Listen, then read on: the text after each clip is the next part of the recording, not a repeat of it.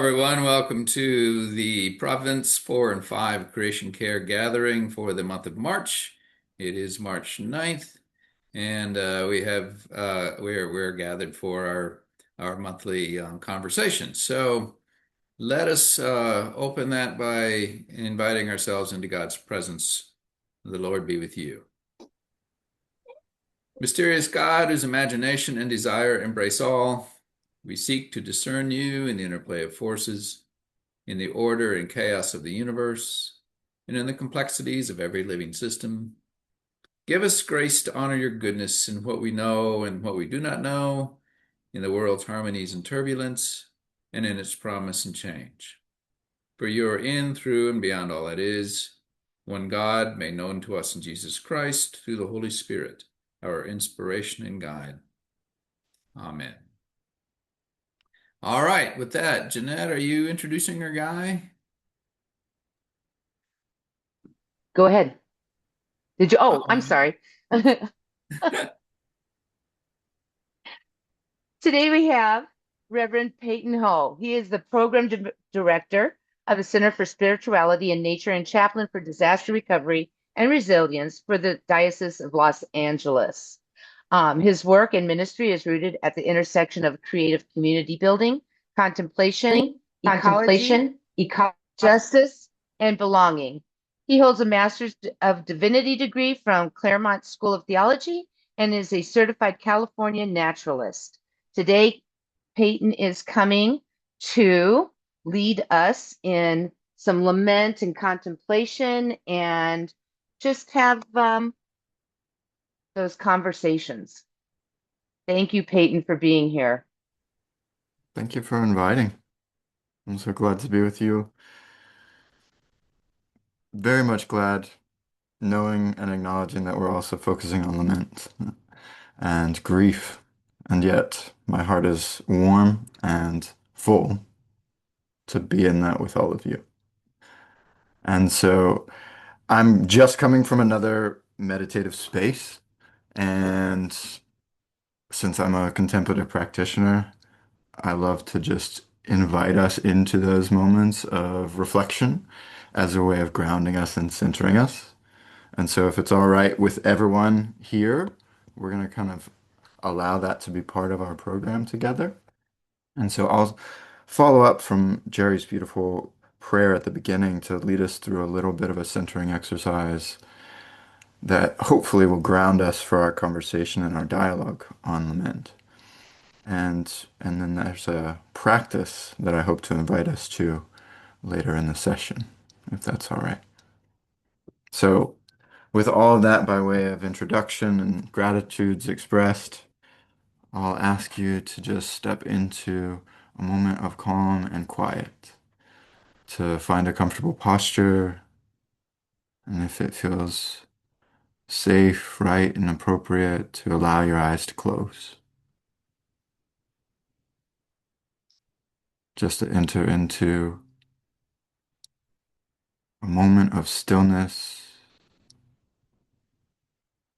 amidst all that we are carrying in this time.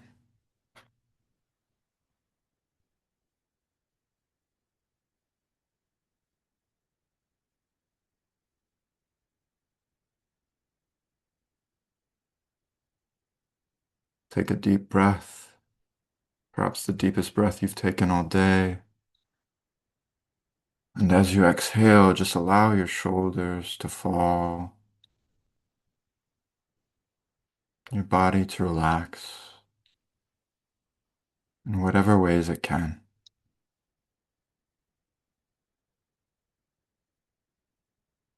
And in like manner, allow your heart, your spirit to soften.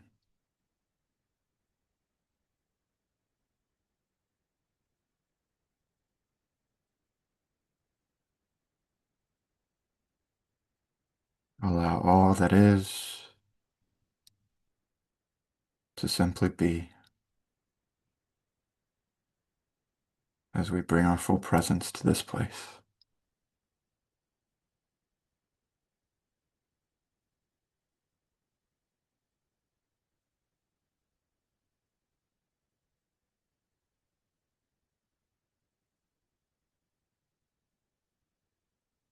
And in this quiet moment, try to envision in your mind's eye a desert canyon, an austere but beautiful landscape, not unlike the one that we're told Jesus entered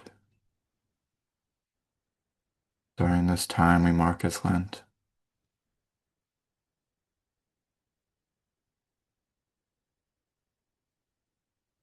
A space that is calm and completely still. Imagine that the only movement through this canyon is just a subtle shifting of dry grasses and sand, just moving in time with the gentle cadence of your breath.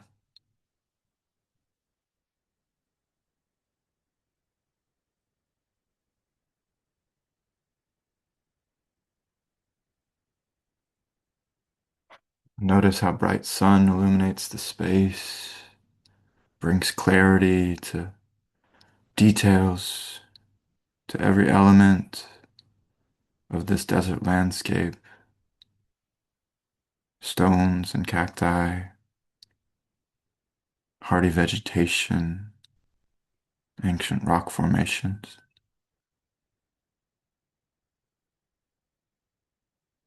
And then imagine that the wind begins to blow.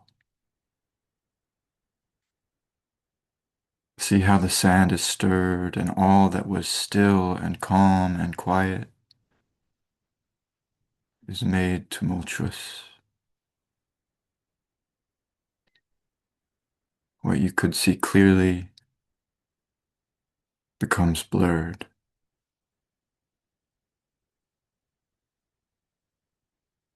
And just imagine that this harsh wind streaming across the landscape holds all of your grief, your anxieties, our hurt and our suffering,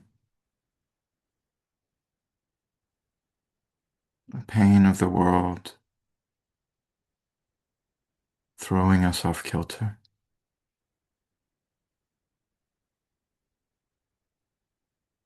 Taking us from a place of calm, quiet possibility, and leaving it in its stead chaos, uncertainty.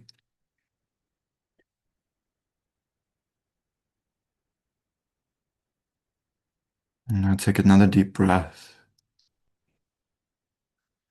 And imagine that with that breath, you allow the wind to still. That this simple, life-giving pattern of breathing, an intentional embrace of calm presence, allows the sand and the dust of the desert to settle. All of that chaos to return to calm and order, the sky to clear, and all to once again grow quiet.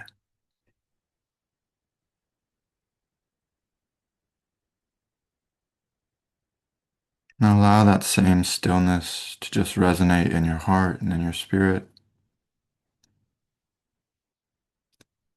And hold it close as we come back to this place and this time to enter into grief more fully, companioned by creation and one another, held fast by spirit so that we can be healthy and whole as we respond to the challenges of this time.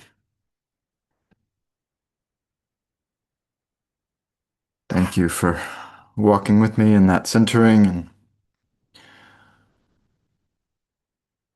typically, I don't invite attention to chaos in these meditative moments, but in a program ordered around lament and entering into our grief, it feels appropriate. And if there's one thing that I've learned in my brief work. I'm newly placed in this position as chaplain for disaster recovery and resilience in the Diocese of Los Angeles. And if there's one thing that I've learned in that time, it's that what we need most in carrying our grief is space to be together and to name our hurt. And so, following our centering time, I wonder if we might take a few moments just to name some of that lament and grief and hurt and anxiety that we're bringing with us into our time together this morning or this afternoon, given that you're Central and East Coast timers. So I wonder if you might take yourself off mute or share in the chat something that you might be carrying with you as a grievance or a sense of lament this morning or this afternoon. There seems to be so much. I wonder if we can name it together.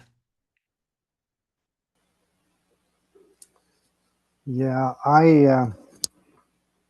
I'm sensing picking up great anxiety from my circle of social media friends, and that's informing my prayers.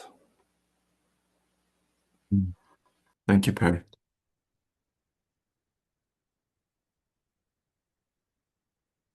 Jerry shares that he's troubled that my fellow humans are not better than I had begun to think that we were, that we are still capable of such foolishness. Robin shares the dismantling of the Environmental Protection Agency.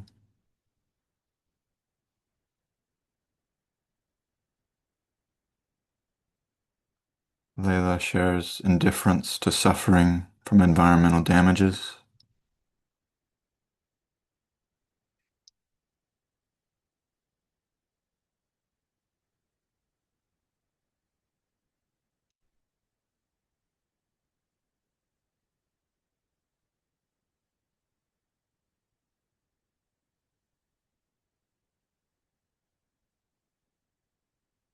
I would lift up the reality of a war-torn world at the moment.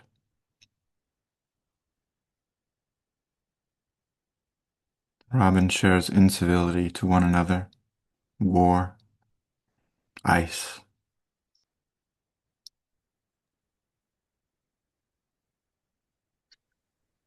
The The truth of, over oh, go ahead, Jeanette. the whelmed, the overwhelming sense of um, that we're constantly having to start over and over and over again. Yes, yes. David shares our inability to see beyond the imperatives of capitalism to the imperatives of humanity and of creation itself. Mm, well said. So well said.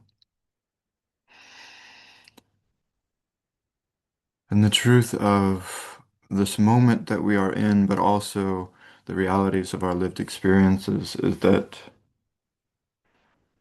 we are holding so much more grief than can be named. Oftentimes, I feel this sense of sadness and sorrow in myself that I don't have words for, nor do I often have an explanation for. There's plenty that probably feeds it, and yet sometimes I don't know exactly where it's coming from. And that's just a truth that we should acknowledge. But what I hope that we can explore together during our time is, and Jerry, I'm going to send a request to share a few slides here. What I hope that we can explore is the reality that we need to make space for entering into our grief, acknowledging the truth of hurt and suffering, and finding ways to respond healthily. And the beauty of that is that we're really guided in this process by our tradition, and we're companioned in it. I work in this space and I draw so much from what Terry Tempest Williams shares in her book of essays, Erosion, that to sorrow in the suffering of the world together may be what we need to embrace right now, which is something beyond hope and deeper than hope. And that moves me every time that I read it or think about it because it feels so true to me. And yet I know the challenge that is there because it is far better. Sometimes it feels far better for me to immediately move to action, to the practical recourse, to the hurt. You know, what is it that I can do tangibly and practically to respond? And that often leaves me neglecting the reality and the truth of my own hurt. But the reality is that our Christian tradition and our Anglican traditions invite us beyond that impulse. We have these complex layers, this intersecting tapestry of grief that's swirling in us. It's helplessness, it's shame, it's fear. It's a sense of responsibility that we hesitate to fully embrace. And we are in this place of having to untangle it, even as we're finding a way to respond in action. And if we are to step into that action holistically, we need to acknowledge grief and lament as part of our process of living faithfully into our calls. Bishop Stephen Charleston, Choctaw elder and wise Episcopal leader, tells us that Jesus, who went to a lonely hilltop and made his lament, is the one who shows us the way. We are in the season of Lent. We are in this time when Jesus has, in our lectionary, just been baptized into the fullness of his ministry.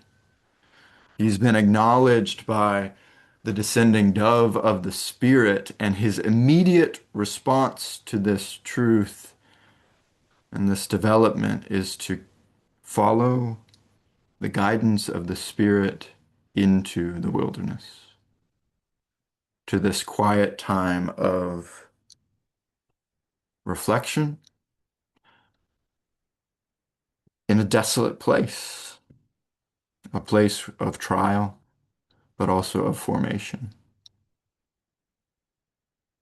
And this is not out of step with the Jesus that we see throughout Scripture.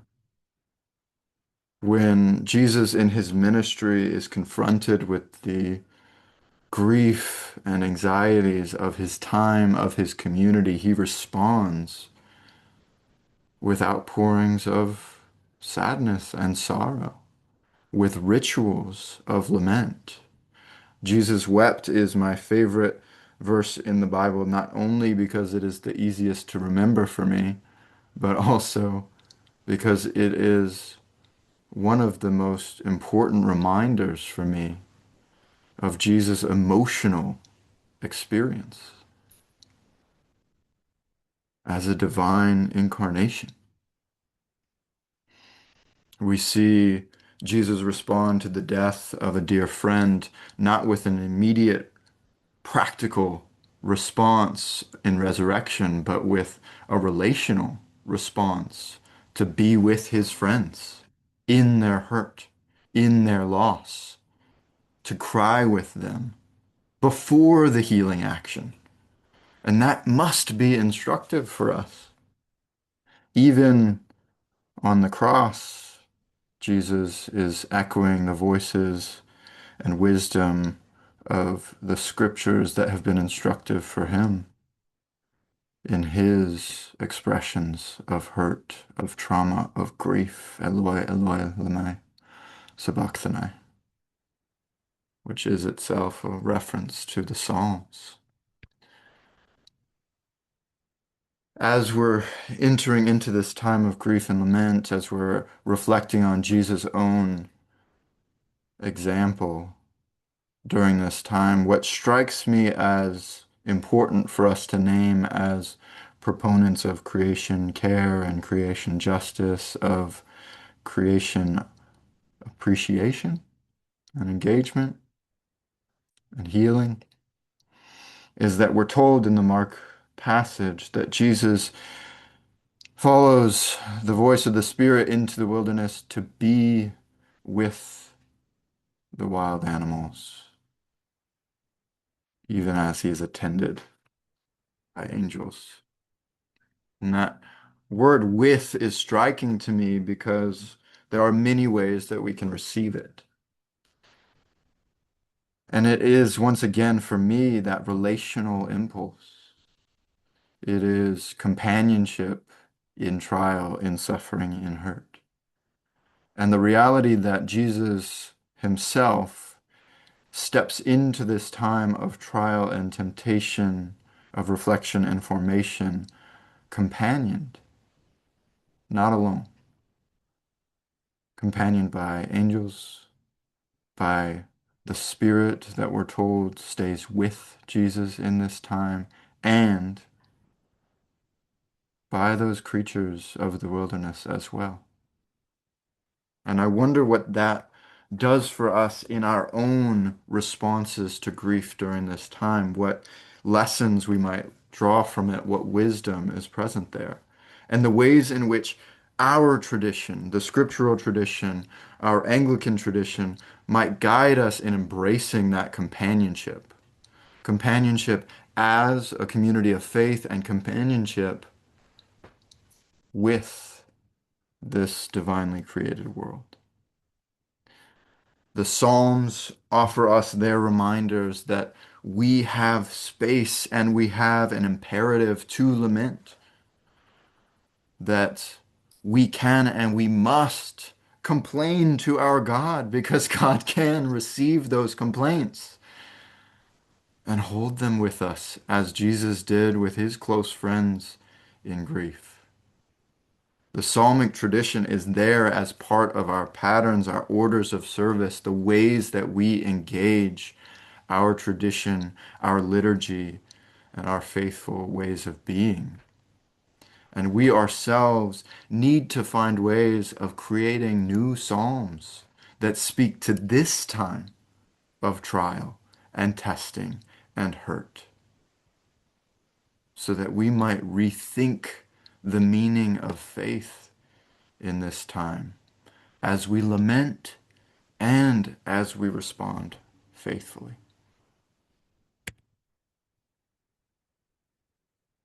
As we do that, surrounded by our faithful companions in our Episcopal tradition, our Christian tradition, our interfaith colleagues and allies, I wonder too what it looks like for us to follow the example and the leadership and the guidance of Jesus in being companioned by Spirit, companioned by the saints and angels that we affirm each Sunday in our liturgy and each day in our orders of prayer, to also recognize that all of creation laments with us. As Paul says in the first chapter of his letter to the Romans, all creation waits with eager longing.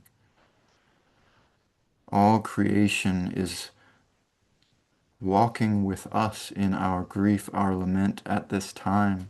I would venture that it echoes Jeanette and Jerry in that sadness that we are repeating patterns that are far from life-giving, that we are putting off the coming kingdom with our own ways of being.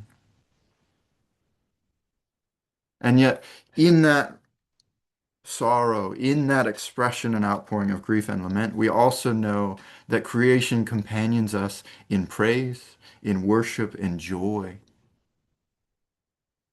The psalmic tradition tells us that the heavens are glad, the earth rejoices, the trees clap their hands, lending their voices in our own chorus of worship.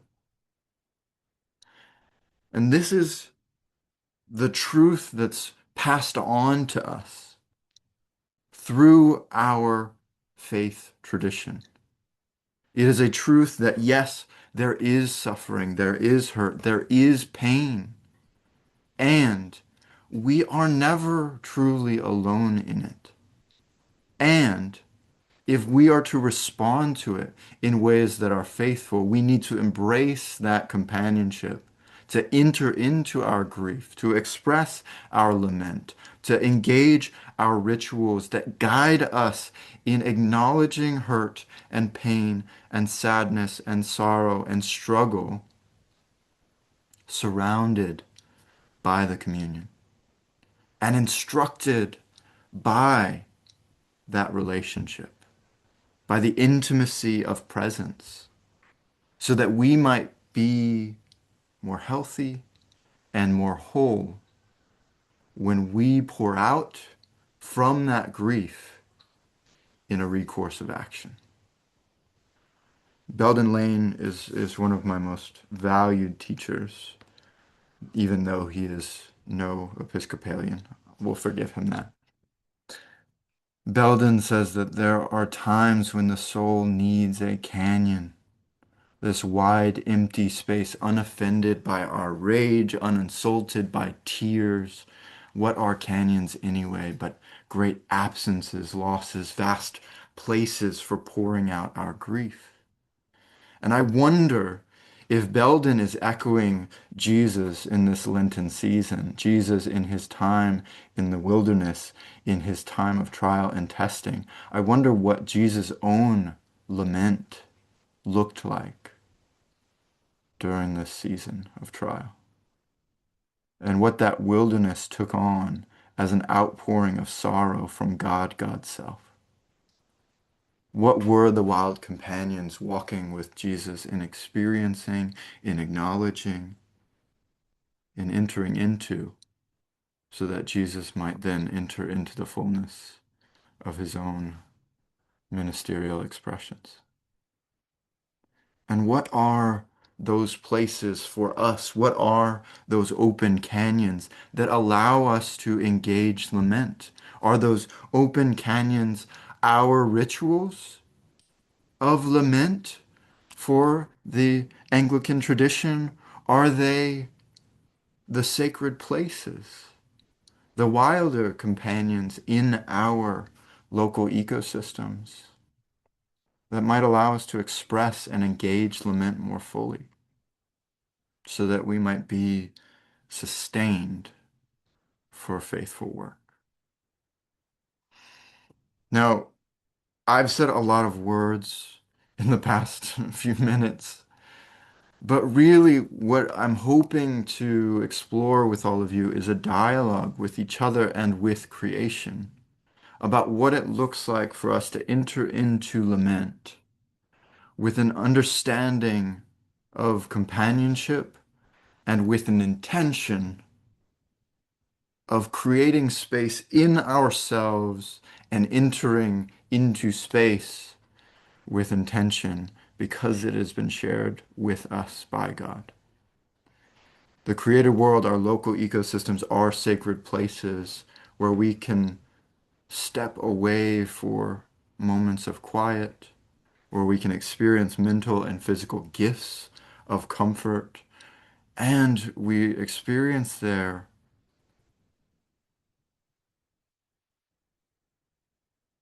reminders of what it is to be part of a community of care.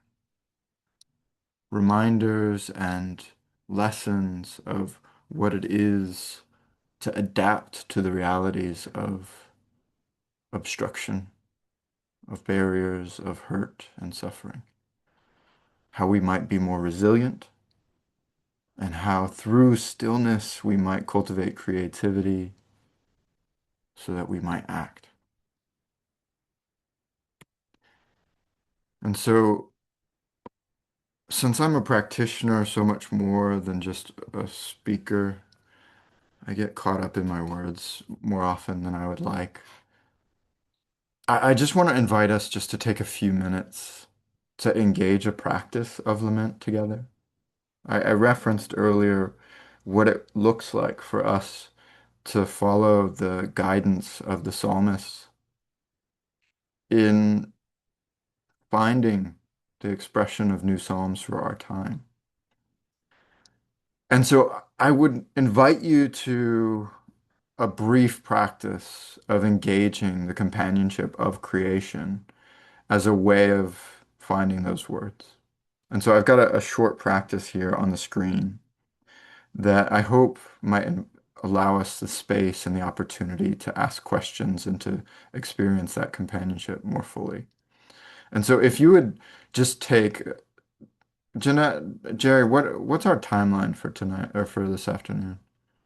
We're usually done by 2 o'clock. We like to have Perfect. everybody send off. Yep. And if anybody has any questions or anything, usually about 10 to 5 to.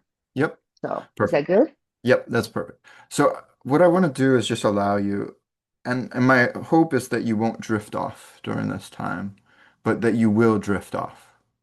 That you will drift off with intention.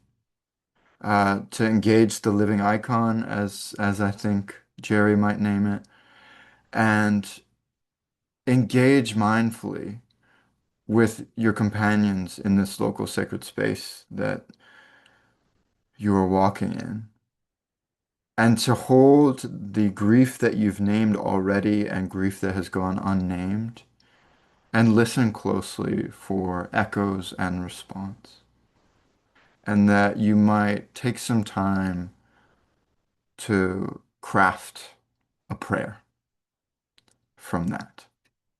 And so if you can just take 5 intentional minutes to take yourself off screen, to step outside if it's not too bitter cold where you are, or to just step to a window and seek companions there for entering into grief and engage just a ritual of call and response, of seeking prayer and guidance with creation's companionship. So I will leave the practice instruction on the screen and I'll invite us back to this place at 50 past the hour. We'll do some brief sharing and some questions, and then we'll wrap up right on time. Go in peace as you practice.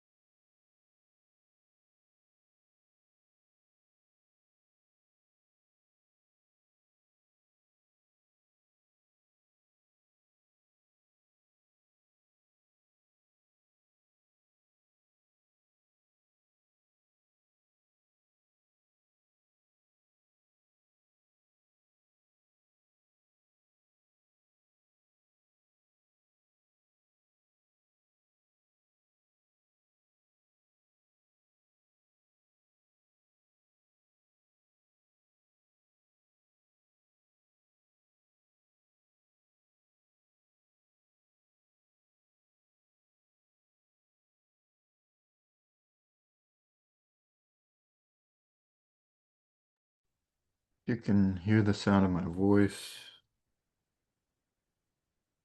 I'll invite us slowly to come back to this space and this time, this community. Engage a little bit further. I'd just love to hear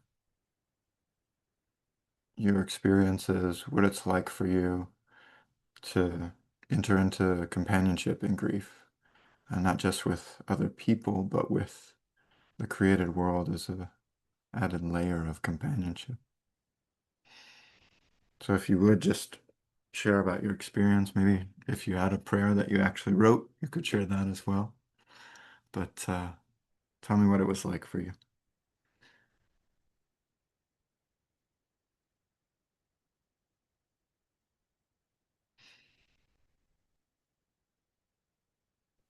As you're going through your slides, and especially talking about companioning in grief, I started to think about um, this red-shouldered hawk that has been just screaming in the trees for the last week and a half or so. And so what it made me ask is, what is that? That's not hunting behavior, right? So they have been paired up, but this is a single. I'm wondering if this is the loss of a mate. Um, and so I stepped outside, and there she was, screaming in the trees. Um, and so it was very wonderful, I guess, to say, what is your grief? What are you screaming about? Um, and just the companionship of that, because screaming sounds like a good and right thing to do these days. So anyway. I love that, Jerry. That screaming is a good and right thing to do these days. You know? Mm. And we learn from the red-shouldered hawk how to scream. Yeah, he's pretty good at it. Mhm. Yeah. Thank you, Jerry. Other sharings, wisdom gleaned,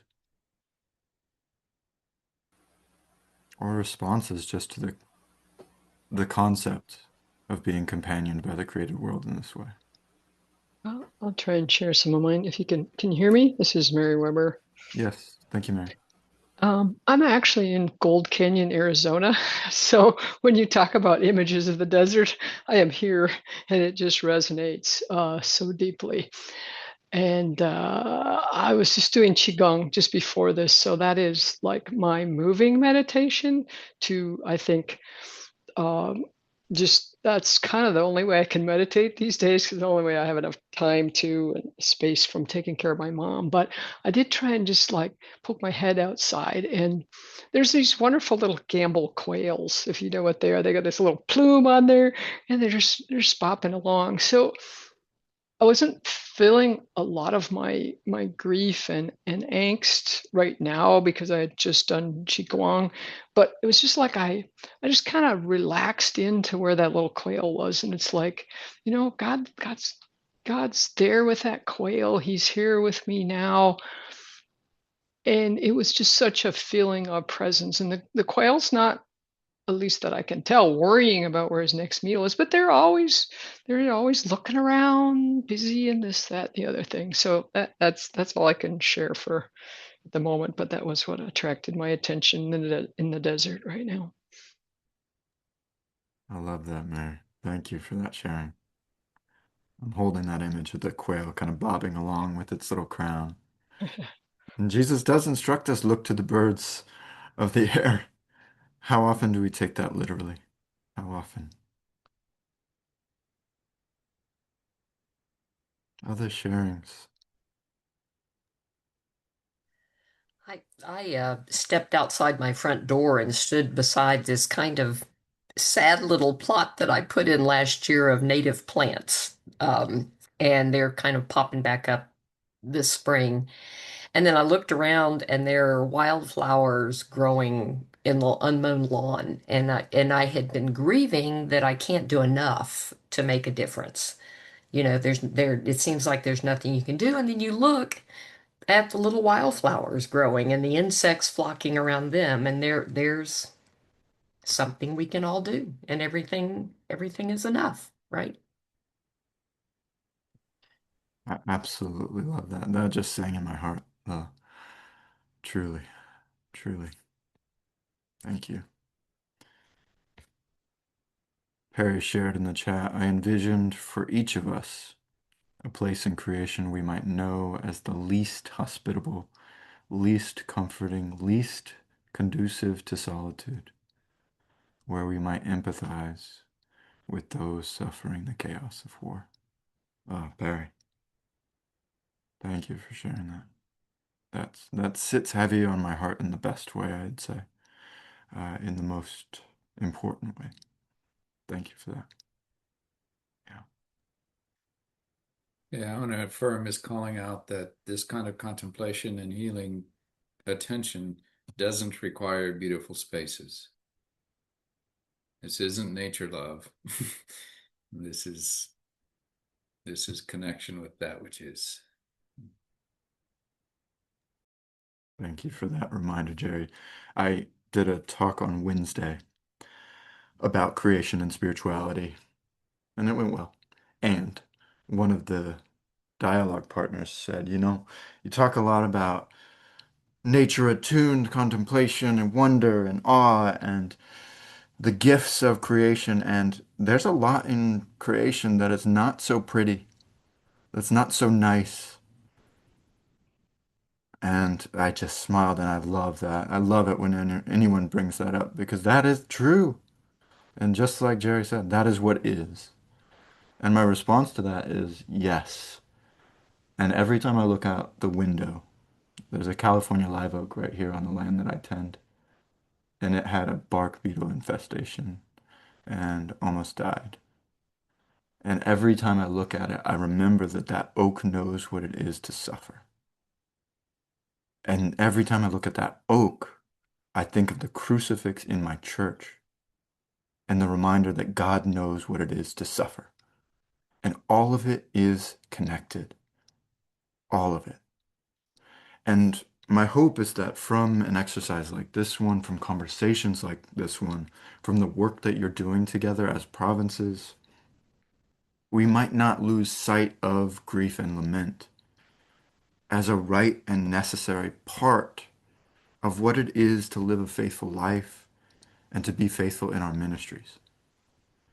And as we do that, to remember that we are constantly companioned in that by one another, by Spirit, by God, and by this wondrous and wounded creation. I wish we had time to hear from everyone. I'm very conscious of the fact that I used up so much time, but No, this was spot on. yeah, So I'll leave it open to Jerry and Jeanette and to anyone who wants kind of closing words. just one thought again from Perry's post.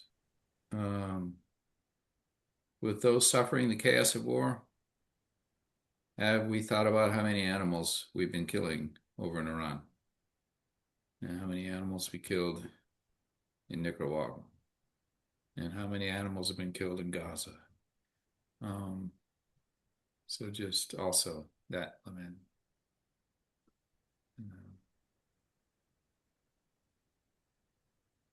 Well, on that happy thought, Jeanette, anything else? Anything else for the good of the order, folks? Thank you for giving yourself this time. I hope it has set you in good space. The daffodils are pushing up here, despite being frozen back at least 3 times in the last 2 months. So that is determined to bloom. You still have warm weather. We don't have that warm weather yet. I mean, it's like 45 today, but still, we're expecting snow and ice on Wednesday and going back down and plunging back down into the 30s. So, It's going to do that here too. I mean, I see it out there. There's more freeze coming in about 6 or 7 days here. So what's that going to do to them? But that's it, isn't it? You right. insist on blooming and you get your butt froze off and then you go do it again. That's what the daffodils are. I'm going to go pray over and put a hedge of protection around my peach tree and my my cherry tree, because when it gets warm, it's like that fall spring. They all of a sudden start going, "Oh, hi, how are you?" And then I'm like, "No, put Oh, your don't do coats back on." So I'm gonna go pray that hedge of protection around them so that they stay warm, and chastise them for coming out. Don't do that yet. Wait. I know. I'm one of those people that speak to my plants like they are, and I thank them. That's the other thing. I always thank them. Somebody said something about, Jeanette, your garden always looks good. And I said, because I thank them. Don't you thank them? You have to it. thank them for providing for you. And, I Yeah. don't know. Yeah. I do that. I know. But thank you so much, Payton, for being here, and thank you so much for loving us and accepting your call to be with us. And if you can stay for like 10 minutes afterwards, do you have a minute? That Absolutely. would be great. Yeah. Thank you. We just enjoy you, and we will definitely be asking you to come back. And do you have any announcements that you would like to give? Uh, I have plenty, but I won't bore you with any. But we do a monthly meditation through the Center for Spirituality and Nature. Um, it's free and open to all. We just wrapped it up right before I jumped on this call, and it was lovely.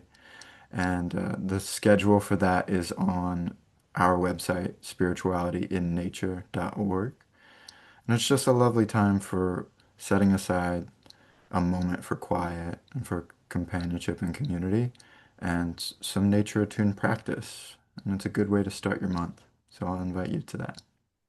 Yeah, I Thank saw you. your newsletter. I saw your email and newsletter about that. And so, is that every second Monday It at is that as hour? often as it aligns with the calendar every second Monday of the month. And it's always online, or is it sometimes not online? Always online. I lead local experiences here in Southern California, and we have some offerings kind of nationally through partners and when I'm called in to travel. But yes, online community and then invitation to local sacred place and engagement. So, So the online part would work for us mhm. to join the hour before and then come here.